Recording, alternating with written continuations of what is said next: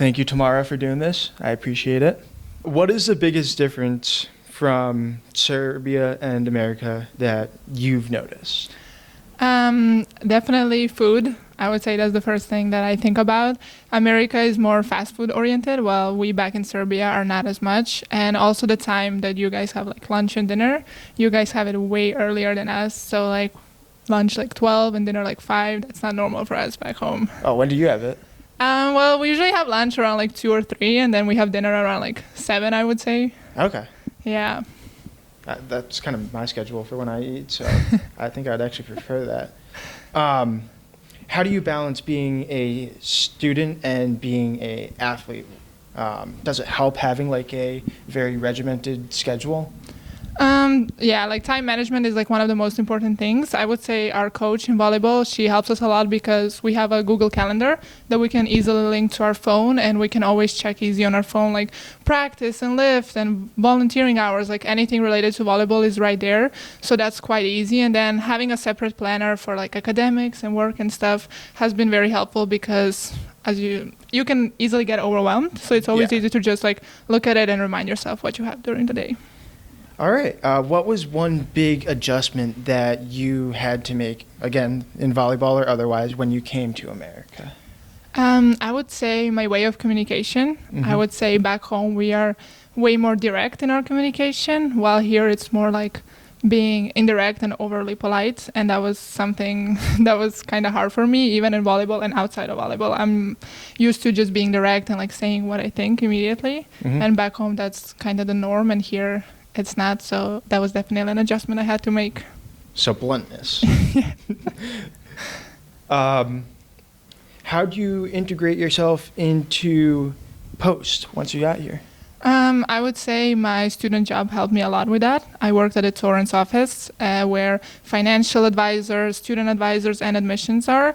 And a lot of students come in and I have to help them find the help that needed. So I get to talk to a lot of students, a lot of workers here, and as well like attending all the events that Post throws. It's such an easy way to just integrate yourself and find friends outside of your sport and academics. Events like outside of volleyball, obviously. Yes. Okay.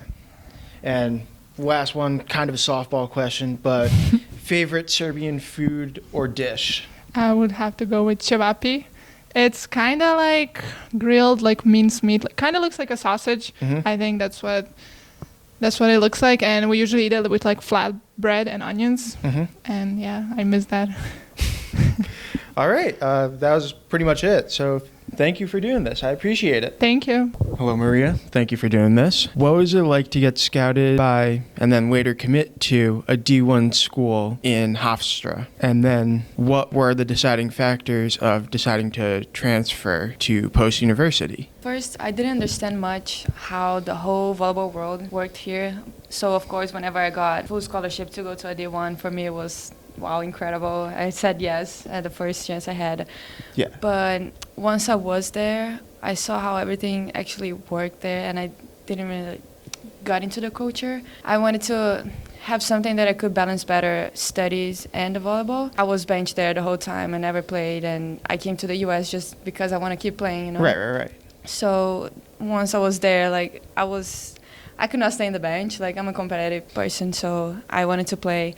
And the coach there didn't let me study what I wanted to study. Then I found Post, and here, since it was a smaller school, and the coach said that I could have time to work, to study, and balance with volleyball, so it just worked fine for me. Now, you're originally from Brazil. What was one of the biggest differences you noticed between Brazil and America? Well, first of all, language for me in the beginning was kind of tough. Before talking, I had to think, like, how do I say that? But once I got, used to it, now, of course, after 4 years, you get used to it.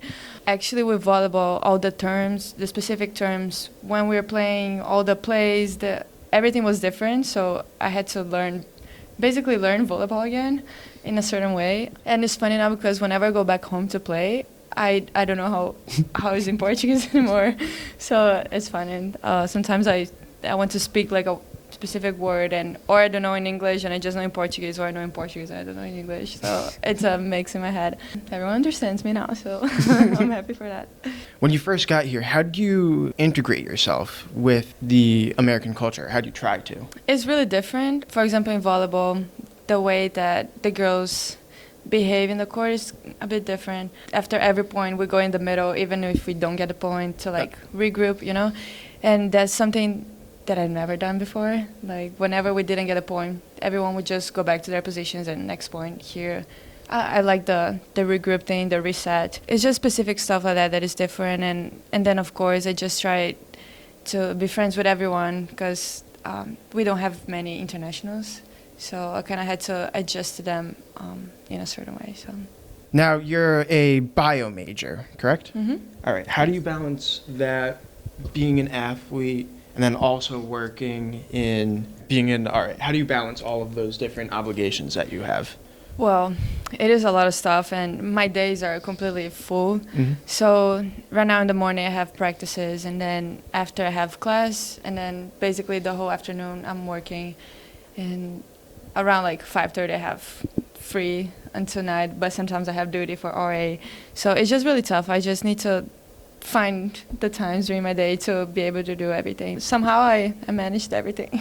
So your schedule is probably like really regimented. Yes. Yeah, actually every Sunday I sit down and I like plan my whole week. Because if I don't do that, I know I'll get lost or I'll miss something, miss a meeting or miss that. That's what I would do if I was in your shoes and I had that many obligations. Last question, kind of a softball. What was your favorite Brazilian food? Favorite Brazilian food? I would say is rice and beans. I know it sounds really basic, but it just tastes like home for me. I don't eat rice and beans like I eat at home. My mom's rice and beans. It's just amazing. It's always the first thing I ask her to make whenever I go back. And actually I found this Brazilian place around here that I just love it. I go there and it tastes like home, you know? I love going there. All right. Well, that's all the questions I really had. Okay. But thank you so much. Thank you.